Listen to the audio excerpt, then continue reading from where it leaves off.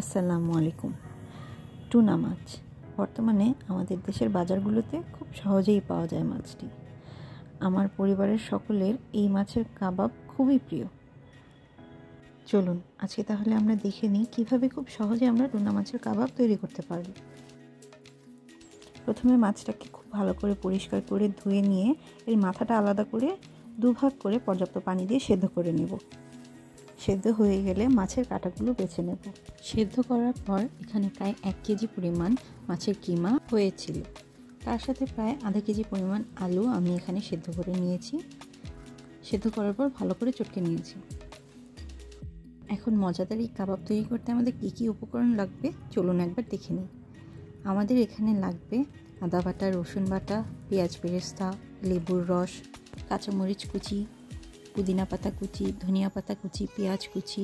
মশলার ভিতরে লাগবে গরম মশলা, জিরা গুঁড়ো, ধনিয়া গুঁড়ো, চিলি ফ্লেক্স এবং গোলমরিচের গুঁড়ো। সাথে লাগবে 2টা ডিম, চাট মশলা, ঘি, 2 পিস ব্রেড এবং পরিমাণ মতো লবণ। প্রথমে একটা পরিষ্কার বোলের মধ্যে আমরা আমাদের মাছের কিমাটা ঢেলে নিচ্ছি। মাছ সেদ্ধ করে কাটা বেছে নেওয়া মাছের ঝুড়াটাই হচ্ছে আমাদের মাছের কিমা। সবগুলো কিমা এখানে নিয়ে নিচ্ছি। এর সাথে এখন অ্যাড করে দিচ্ছি সেদ্ধ করে রাখা আলুগুলো। এরপর 2 পিস ব্রেড ভালো করে ছিঁড়ে এর মধ্যে অ্যাড করে দিচ্ছি। এটা সাধারণ হোয়াইট ব্রেড, আপনারা চাইলে এখানে ব্রেড ক্রাম্বও অ্যাড করতে পারেন। আমি ব্রেডগুলোকে ভালো করে ছিঁড়ে এর মধ্যে দিয়ে দিচ্ছি। এটা আমাদের বাইন্ডিংয়ের কাজে আসবে, অর্থাৎ কাবাবগুলোর যে আকারটা সেটা মেনটেন করবে। এখন দিয়ে দিচ্ছি পেঁয়াজ বেরেস্তা। এখানে প্রায় 1/2 কাপ পরিমাণ পেঁয়াজ বেরেস্তা আছে।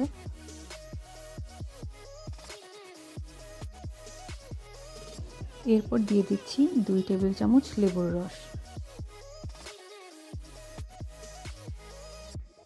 আগে থেকে কেটে রাখা কাঁচামরিচ কুচি এবং পুদিনা পাতা কুচি দিয়ে দিচ্ছি।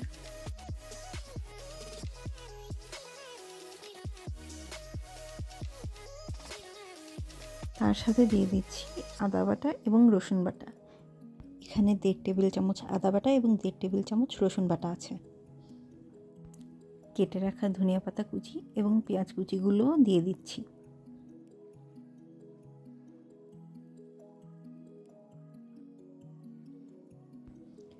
দিয়ে দিচ্ছি পরিমাণ মতো লবণ, কিন্তু লবণটা বুঝে শুনে দিতে হবে, কারণ সামনে আমরা এতে টমেটো সসও অ্যাড করব।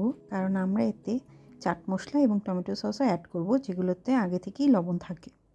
এখন দিয়ে দিচ্ছি চাট মশলা। আপনারা যে কোনো ব্র্যান্ডের চাট মশলা ব্যবহার করতে পারেন। হাতের কাছে চাট মশলা না থাকলে আপনারা চটপটির মশলাও ব্যবহার করতে পারেন, সেটাও কিছুটা চাট মশলার মতোই কাজ করবে। এখন একে একে গুঁড়ো মশলাগুলো দিয়ে দিচ্ছি। দিয়ে দিচ্ছি চিলি ফ্লেক্স পরিমাণ মতো।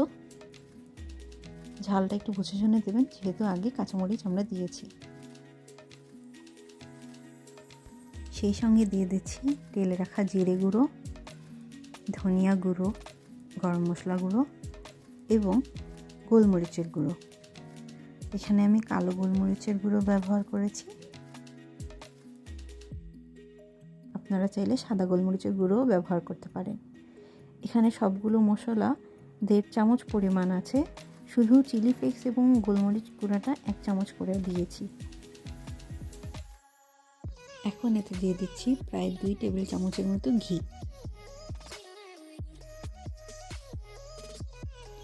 এখন দিয়ে দিচ্ছি 2টো ডিম।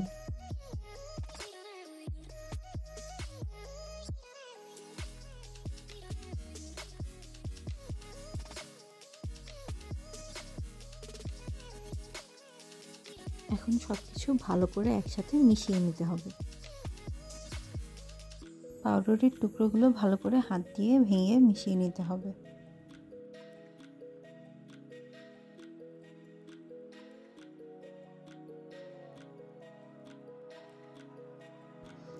এখন এতে অ্যাড করে দিচ্ছি টমেটো সস। আপনারা চাইলে টমেটো কেচাপ কিংবা হট সসও ইউজ করতে পারেন। প্রায় 3 টেবিল চামচের মতো টমেটো সস লাগবে। এবার সব কিছু ভালো করে একসাথে মিশিয়ে নেব।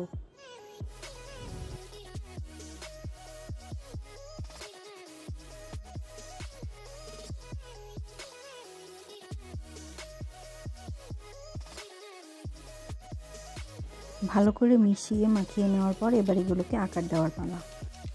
আমি এখন একটা মোল্ডের সাহায্যে এটাকে গোলাকার দিয়ে নিচ্ছি। আপনারা চাইলে হাতের তালুতেও এটাকে আকার দিতে পারেন।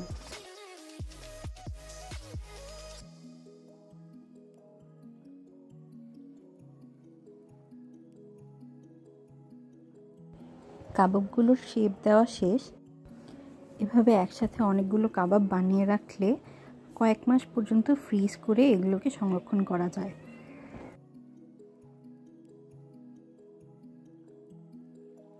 আর একটু বড় আকার বা শেপ দিলে আপনারা চাইলে এটাকে টুনা প্যাটি হিসাবেও ব্যবহার করতে পারেন, যা দিয়ে খুবই মজাদার টুনা বার্গারও বানানো যেতে পারে।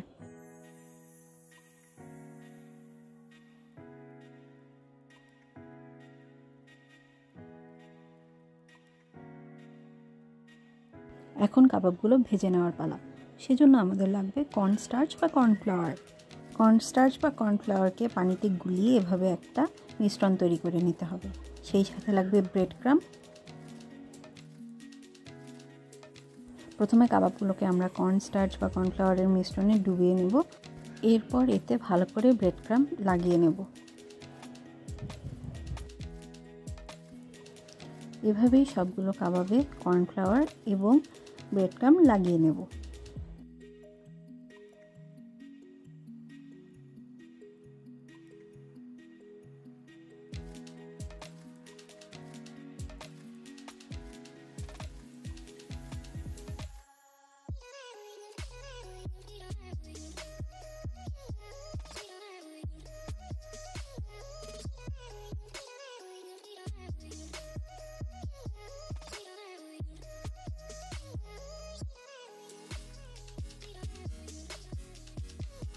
ব্রেড ক্রাম্ব ছাড়াও এই কাবাবটা খালি খেতে ভীষণ মজা, কিন্তু ব্রেড ক্রাম্ব ব্যবহারের ফলে এক্সট্রা একটা ক্রাঞ্চিনেস আসে।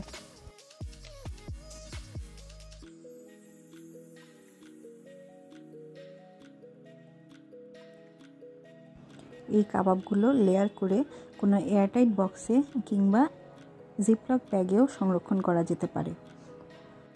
বাচ্চাদের স্কুলের টিফিন কিংবা ঝটপট বিকেলের নাস্তা হিসেবে এটি একটি দুর্দান্ত অপশন। সেই সাথে দাওয়াতের মেনুতেও অ্যাপিটাইজার হিসেবে কাবাবটি রাখতে পারেন আপনারা। কাবাব ফ্রাই করার জন্য একটি কড়াই কিংবা ফ্রাই প্যান গরম করে নিতে হবে। গরম হয়ে গেলে এতে পরিমাণ মতো তেল দিতে হবে। আমি আজকে কাবাবগুলো শ্যালো ফ্রাই করব, আপনারা চাইলে ডুবো তেলেও ভাজতে পারেন।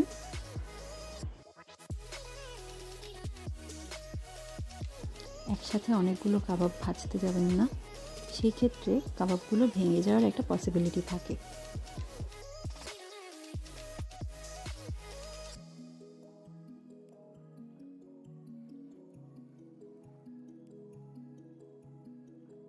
এখন আমরা কাবাবগুলোকে ততক্ষণ ভাজবো যতক্ষণ না এগুলো গোল্ডেন হয়ে আসে।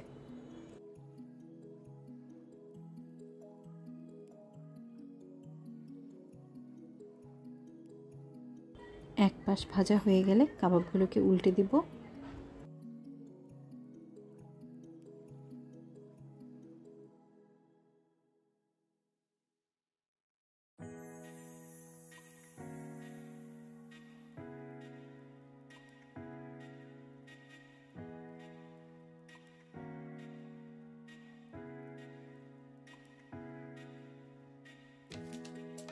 এভাবে দুই পাশ গোল্ডেন ব্রাউন হওয়া পর্যন্ত ভেজে নিলেই তৈরি হয়ে যাবে আমাদের মজাদার টুনা কাবাব।